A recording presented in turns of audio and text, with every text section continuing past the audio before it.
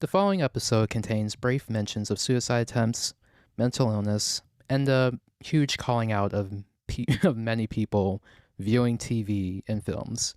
So, if you don't want to be, if you're kind of triggered by those topics, especially the third one of being called out, listener discretion is advised. So, without further ado, let's get right into this episode. How do you mean? Cameron's a think. He's in Nolan's office right now, thinking. About what? The club, Pitsy. Think about it. The board of directors, the trustees, and Mr. Nolan. Do you think for one moment they're gonna let this thing just blow over? Schools go down because of things like this. They need a scapegoat.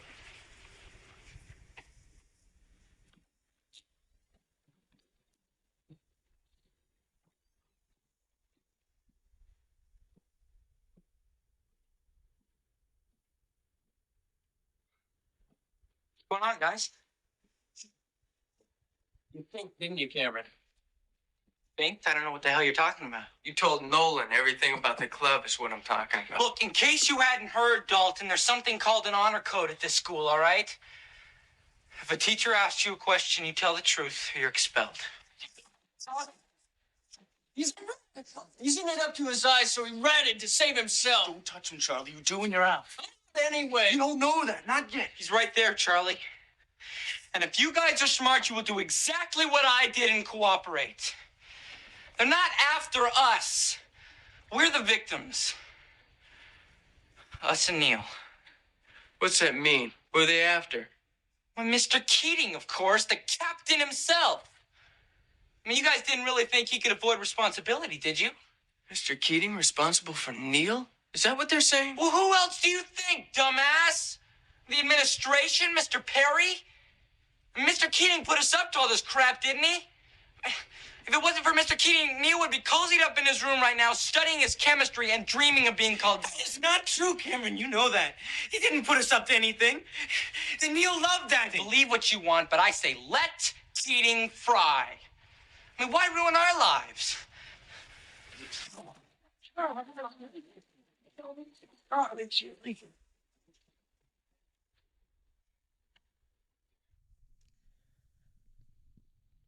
So, I've been getting into Dead Poet Society for the last 3 months, and one of the biggest discourses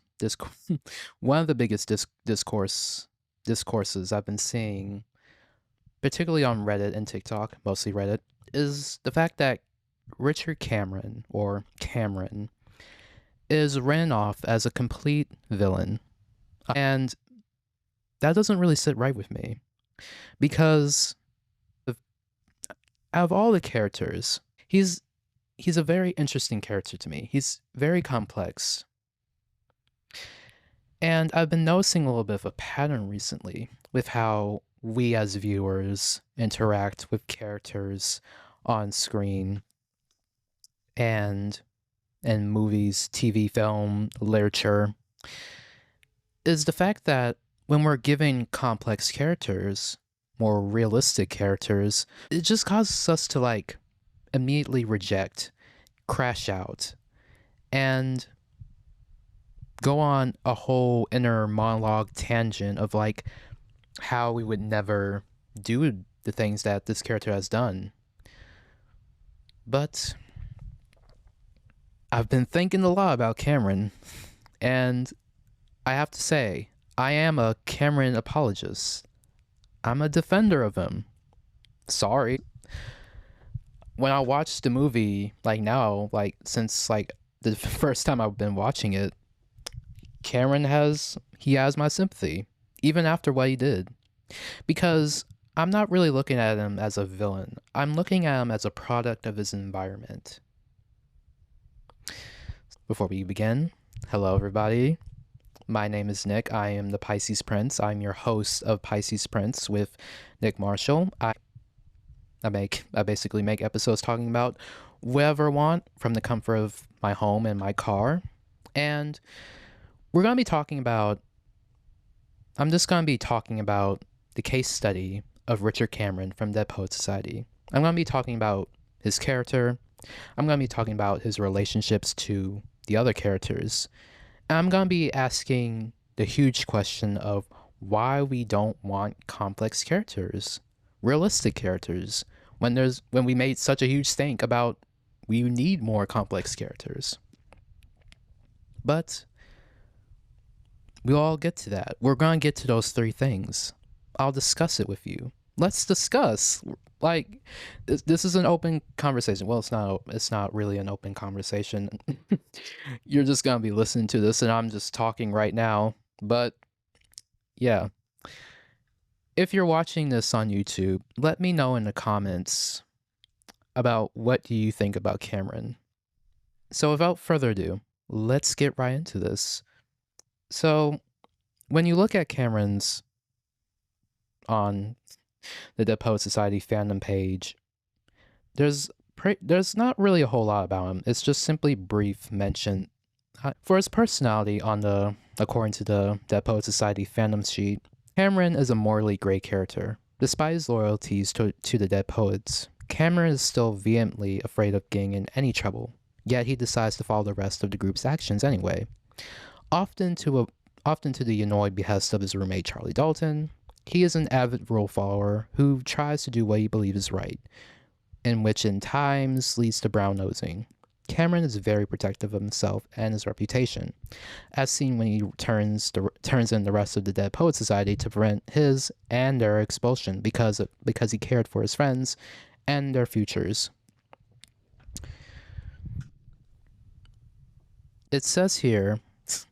It also says here on his biography that he's a very active member of the Welton Society Candidates, Debate Club, Crew Team, Service Club, Forensics, and the Arns Counselor.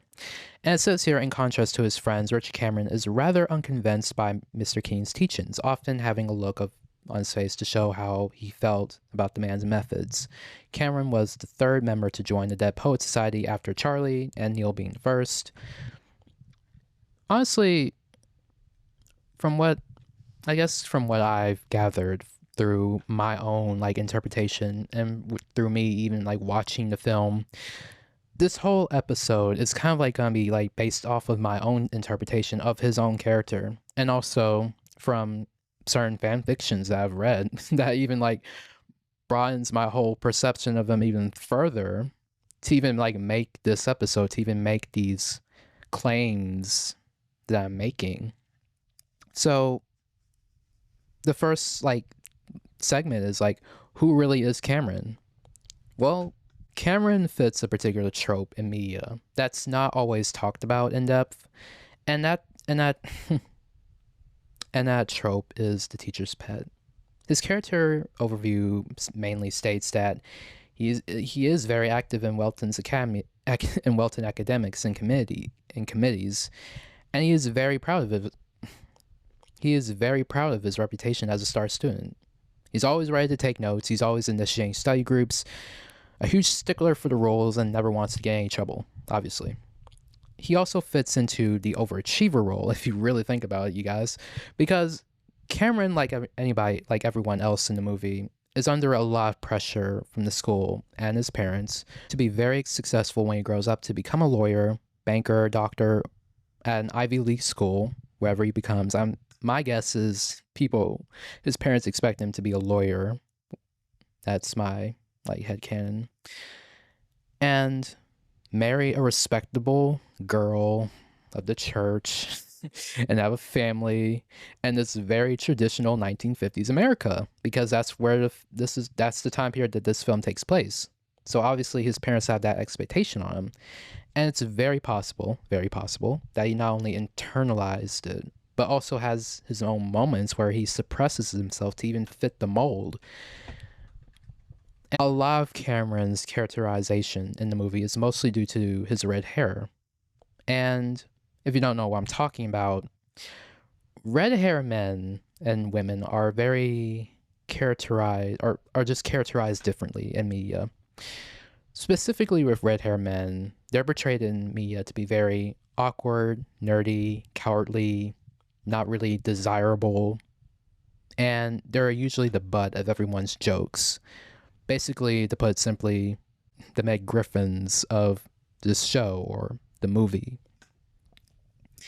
And this is it's not really like an original take on Cameron's character because it's so obvious that he kind of fits that red hair stereotype in film and media with how he was characterized, how his actor Dylan Kuzman is also a red hair man.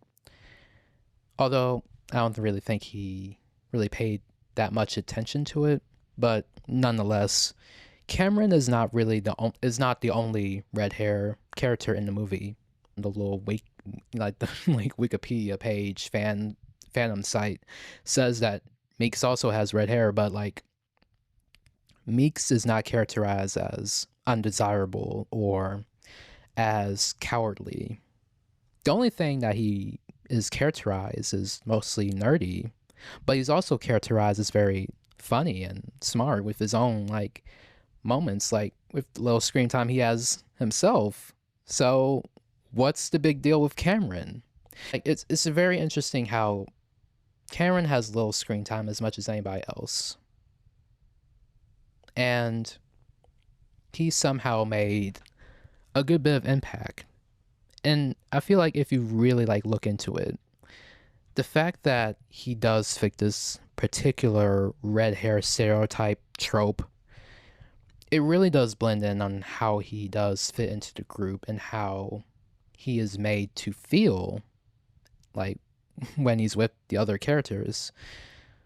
It should be obvious to the fact that the friend group had already known each other for a little while, and with some are hinted at having known each other for even longer, Neil and Charlie, because it's hinted that Charlie and Neil have known each other for years. For some people, it's headcanon since kindergarten, and it matches the same, like, how do I put this?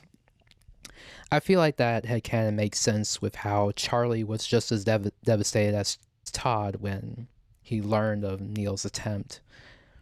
However, there are only 2 people in the group who are actually pretty new to the friend group in general, and only one is fully accepted, and while the other is met with little like excitement, or he's met with hesitance. If you don't know who I'm talking about, it should be super obvious. Todd and Cameron, you guys. It's Todd and Cameron. Okay, Todd and Cameron, I'm gonna be comparing these two a lot in this episode. So, yeah. Todd and Cameron share a common reason for why they're in the group in the first place. It's because of Neil.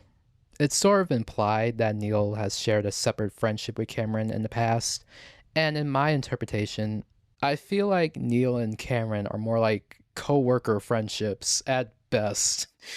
And, however, I think that they did like share a good bond because Neil was like generally wanted to like include Cameron when Cameron was introduced, and then keynote, Cameron is introduced separately while we're introduced to the group as a whole later. Like as soon as Cameron leaves the room, Charlie, Knox, and Meeks come into the room, and then the friend group persists. However, Pitts wasn't in the room either, so that's not really like a strong form of evidence, but I feel like that's kind of like how I think about it. But I'm gonna like, you're gonna have to humor, you're just gonna have to humor me, please. Like, please humor me. You're just gonna have to be humoring me a lot in this episode. I have a theory that Cameron was basically kind of in Todd's place, or Todd was in Cameron's place, and Todd replaced him. Now, you're kind of like confused of what I'm saying. Like, so you like you're saying that Neil and Cameron had a very close friendship. You just said that they were like co-workers at best. Well, yes, I did say that. But I also said that they may have like become a little bit close, like in general, because of Neil's wanting to include him in general. I'm not saying that Cameron was in love with Neil, because it's very obvious that Todd and Neil were, at least, I hate that this is even like a debate. They're so obviously in love, obviously. It's obvious. But I'm not saying that Cameron was in love with Neil. But it's like, again, it's possible that the two had bonded over a potential mutual feeling of like having controlling parents, because Cameron is under a lot of pressure, obviously. But I feel like Cameron internalizing it, he might be more complicit with it. And I feel like he's more of like a sound barrier of Neil's like complaints a little bit. Like he's there to kind of like listen to Neil kind of like complain about his dad, but Cameron doesn't really like provide that much comfort in the way that Todd and Charlie do, because again, they're not that close. But I feel like Cameron felt very special within his friendship with Neil. But Neil's actions, to include both Todd and Cameron, are met with different reactions.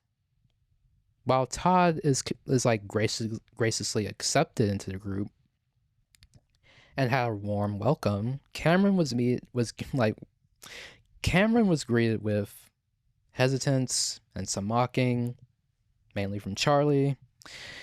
I think it's basically because Cameron, you know, again, like I'm going back to the whole fact that Cameron and Neil had a completely separate friendship from the group. And it's largely possible that Cameron wasn't really even like that. He wasn't really friends with any of them, because to me, it's like, it's very hard to like picture him like interacting with them willingly by himself. If anything, I feel like he would mostly talk to Meeks and Todd. Well, really Meeks, because Todd wasn't like there in the beginning, but like I'm talking about in the past. I feel like he would have been friends with Meeks. I don't know. They're just both smart cookies, and I feel like Meeks would be a more easier person to talk to. Also, like Neil. I feel like the fact that he's not that close to the group, because he is trying to be the perfect student.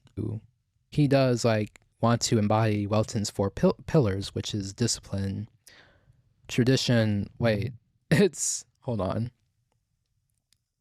It's the four pillars are tradition, honor, discipline, and excellence.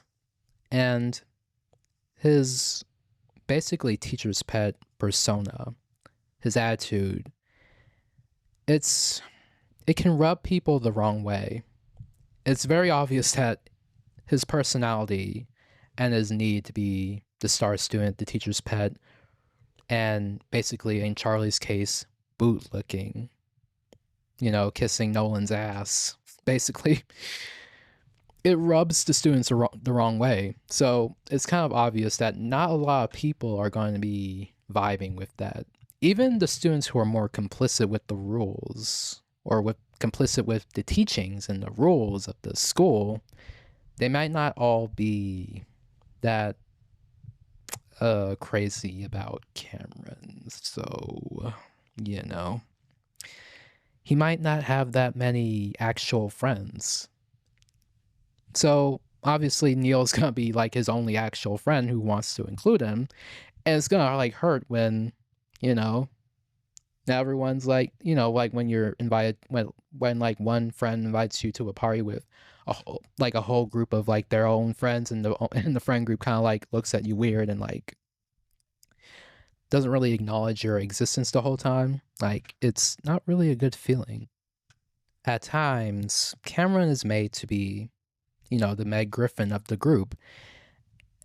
And that's probably why he wasn't in the scene when Todd found out about Neil, because Neil was also his only reason for being in the group in the first place.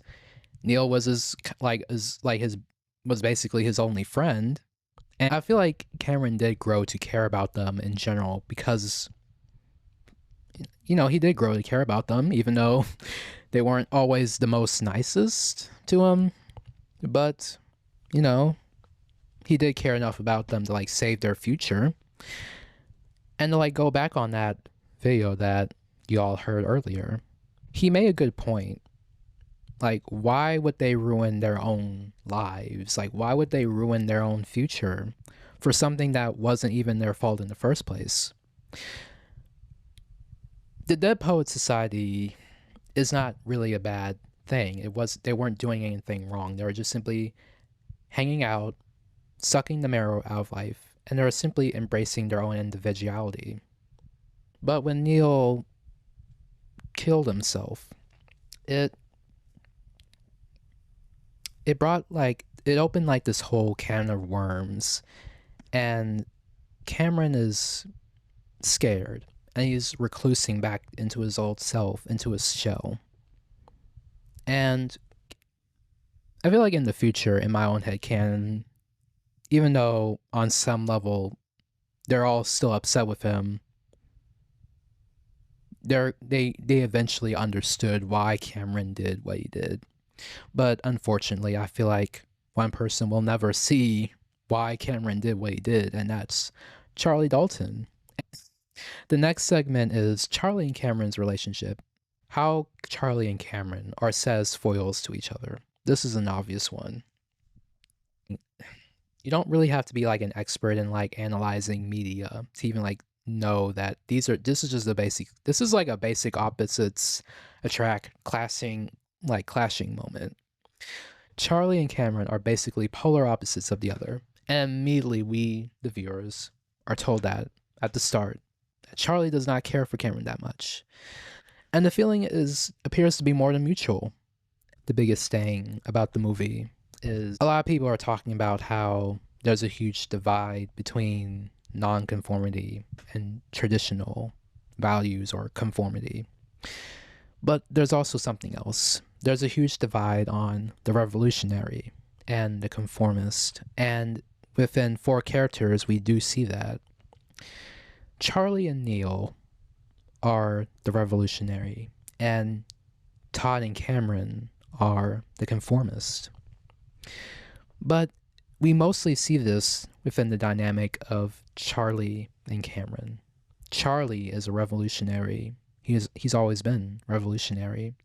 And Cameron is the conformist. Within these two opposing views, it's obvious that it's just gonna clash in a very ugly way. From what you heard early on in this episode, it does clash in a very ugly way. Charlie's story arc is treated as a cautionary tale on sometimes flying too close to the sun, with being revolutionary, with being the wild card all the time, with no one to stop him sometimes and let him think. Because Charlie did a reckless thing, like similar to Cameron, which was like revealing the identity of the club with his whole newspaper thing. It almost like caused like a lot of problems. And when we found out that he was expelled, that was like very sad. And we don't really know what happened. My guess is like all hell broke loose with his parents and something bad happened.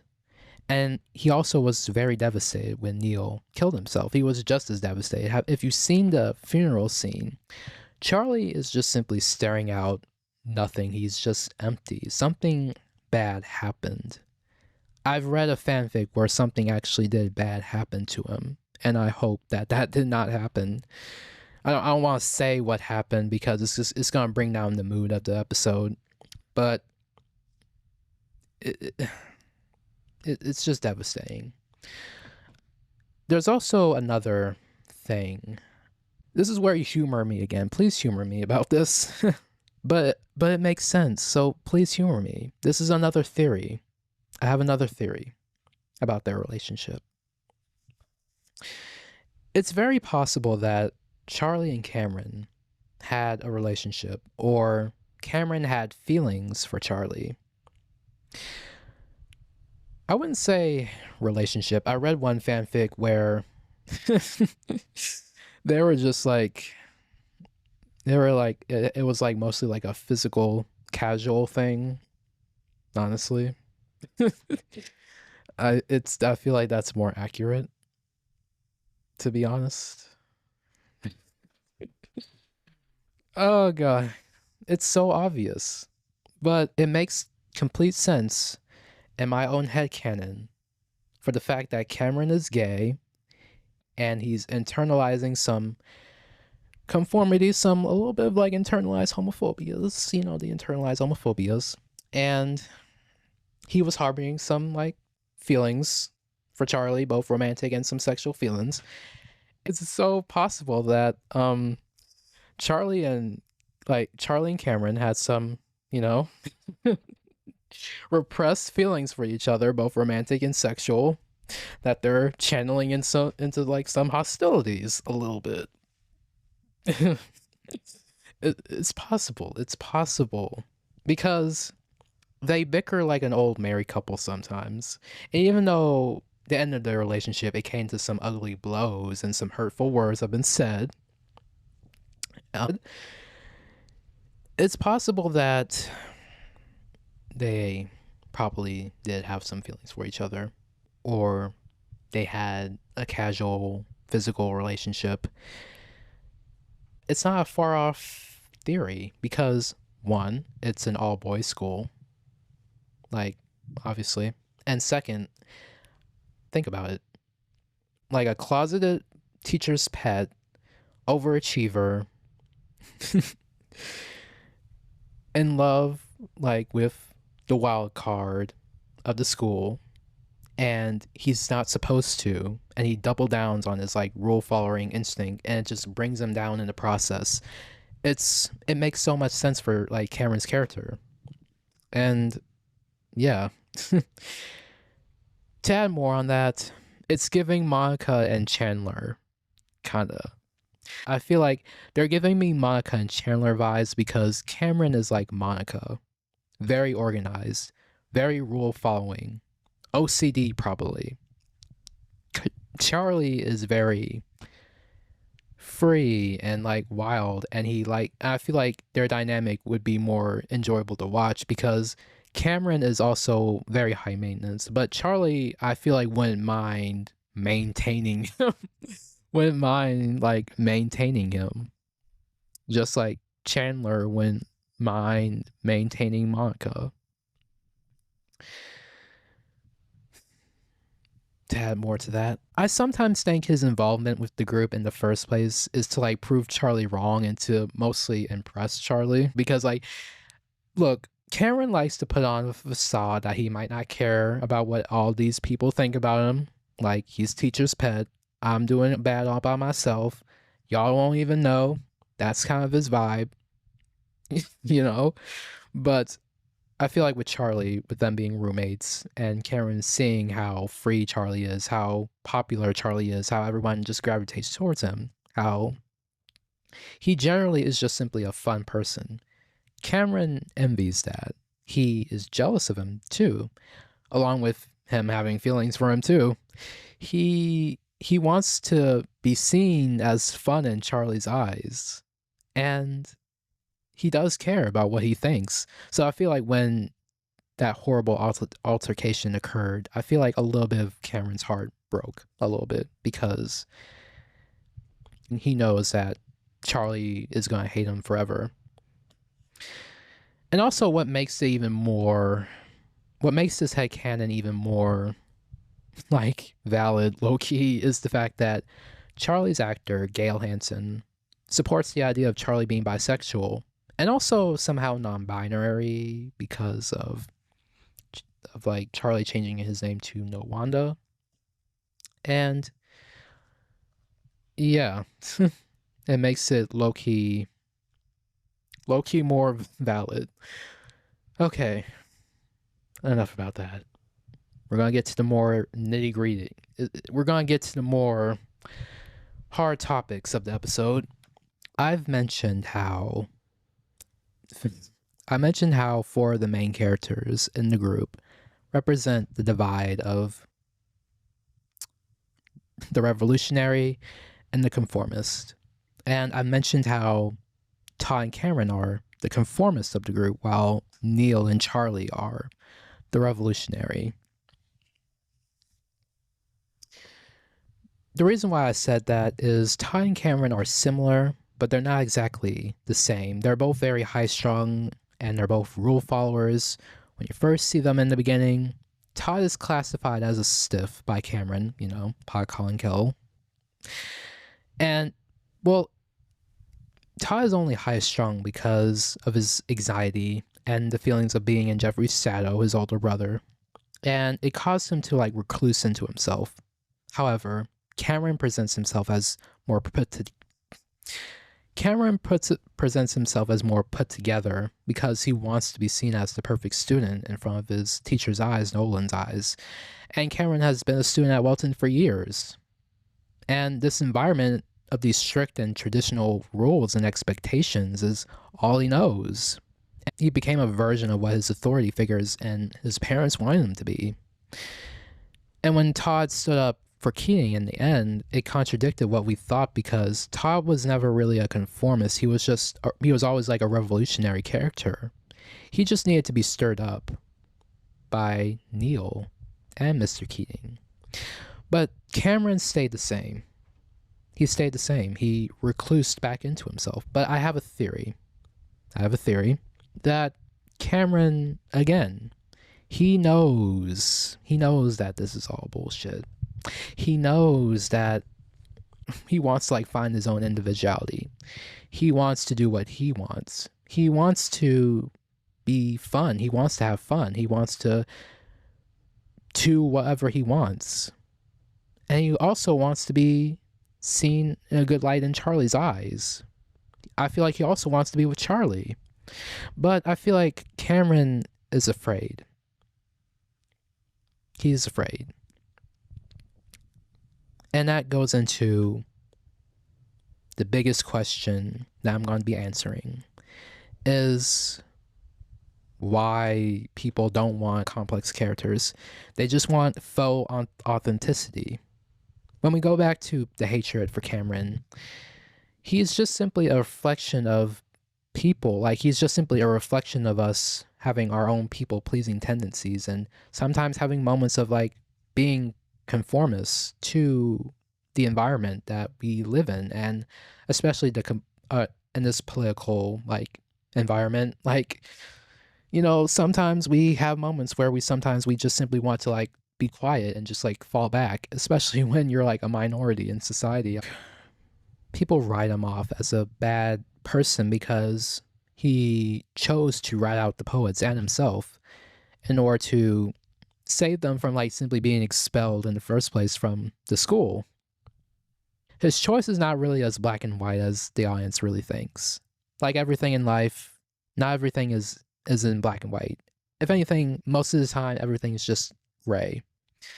And we do things for multiple reasons. Anything can be true at once, sometimes.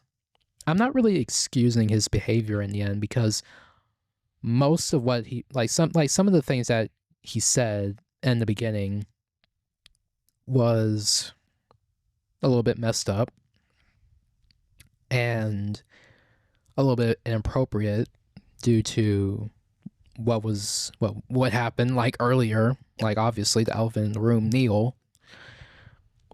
But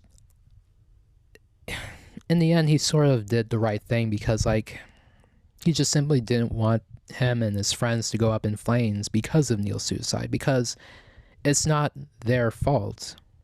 It was Neil's choice in the end, and they shouldn't really have to be paying the consequences for Neil's actions. And even though I said that Cameron is a conformist, I feel like he's a mixture of both a revolutionary character and a conformist. It was just that ultimately he reverted back to what was safe for him. I feel like when he heard about Neil, I assumed it scared him to believe that this is what free thinking and self-expression leads to. This is just my guess again. This is what being out, you know, what being gay leads to, you know, acting on your homosexual tendencies is, I feel like that's what Cameron's thinking. Like, this is what acting on this, like, leads to. That's why he turned them in, because he didn't want them to end up the same. He thinks that free thinking and self-expression is gonna lead them to all fly into the sun. It's all gonna like haunt them. Like it's all gonna like blow up in their faces. And Cameron, again, is a very complex character because it's moments like this where I'm starting to realize that people say that they want complex and 3D dimensional and like three-dimensional characters, but when we actually get it, like it makes people uncomfortable because a lot of people in my generation want the authenticities, they want like the realness, but when we actually get it through a character like Richard Cameron, we're like, huh, ugh. Kind of thought I was, I kind of thought you weren't gonna go there. Kind of thought you weren't gonna go there. And it's my theory on like it scared him so much that he did revert back to himself, and that's why he didn't get on the desk in the first place, because he is scared. He's scared, and he thinks that reclusing back to how he was in the beginning, living a lie, is what's gonna save him from Neil's fate. If anything, he basically just guaranteed his own fate. I hope he doesn't like end his own life, but we can only just guess what happens to Karen next. We can only assume. We can only like assume, hopefully good things. But why do we just not like complex characters? Why do we not like complex characters? I've been realizing we put characters on a very high pedestal. It's very weird. We put these fictional characters that are not real on a very high pedestal to be super perfect and be such a model character for us and generations in the future and young generations now to live up to a very impossible idea. And obviously we have like a little bit of an entitlement to like have this attitude because they're not real in the first place. But when I'm just gonna be like very real about this, when we're bitching about how characters feel so one note, they're just basically stereotypes. Where are the complex characters? Where are the realistic characters? When we actually get them, it's like, y'all don't actually want complex characters, though. Like, y'all don't want them. Like, what are you talking about? I feel like the main reason why people don't want complex characters is the fact that TV, film, literature is seen as a huge escapism. We use them as like an escape, a fantasy. We like to escape into those realities, and watching your favorite show, seeing people live this life that you want to live, it's like a form of escapism from our own real life, our very ugly human complex feelings. It's actually pretty obvious like why we don't want complex characters, because when we get a complex character, it produces it produces a feeling of like uncomfortable ability, which leads to introspection, which leads to finding a problem, which leads to actually having to deal with said problem. And then we have to like do the long and never linear, boring work to, evolving as a person. And it kind of like, I feel like we kind of like think that complex characters ruin the escapism of TV and film, literature, because we don't want the extra homework assignment of like having to do the hard work, look in the mirror and like see like what can we do to evolve as a person. We feel like watching complex characters is like someone hugging us and having a pack of homework behind their back. We view it like that because I feel like we like to avoid taking accountability, avoid taking any steps in the right direction. We just like feeling stuck. We want to feel static sometimes, which is not really a good it's not really a good trait to have, Another character that does come up when we're having this talk about complex characters is Carrie Bradshaw, because Carrie Bradshaw is also a very well-written character because she was considered to be the first female anti-heroes in TV in the 90s. In the 90s, when Sex and the City was on the air, people loved to be labeled a Carrie, but now in 2025, my generation is waking up and starting to realize that Carrie is not as perfect as everyone's been saying, and she is now being dragged through the mud on TikTok, largely due to her main character syndrome, her narcissism, her relationship to Mr. Big, Aiden, and her being just simply a bad friend. But her relationship with Big is where she gets the most judgment. And I understand people's frustration, but also I feel like she was written for a reason to create this reaction. She was written to kind of like start this like conversation of what she's like an example of what not to do in relationships, what not to do when you're dealing with someone who made it clear that they don't want to be with you. And she is a very realistic character of having to constantly learn the same thing over and over again to get the message clear to her. And even though in the end she kind of just basically recluse back to her old toxic ways when Mr. Big and her got back together, I feel like people's uncomfortability with Carrie is mostly just people projecting a lot of themselves on the Carrie because of the fact that Carrie is just a reflection of us when it comes to her relationship to Mr. Big, and we don't really want to think about that. Her insecurities are some insecurities that we've thought about ourselves when dealing with people like Mr. Big. And I myself have related a lot to Carrie. I really did relate to Carrie a lot in the show when I watched Sex and the City, in both good ways and bad ways. And I feel like since I watched Sex and the City, Carrie is a huge example of what not to do in relationships when if I ever have a desire to get into a relationship in general. And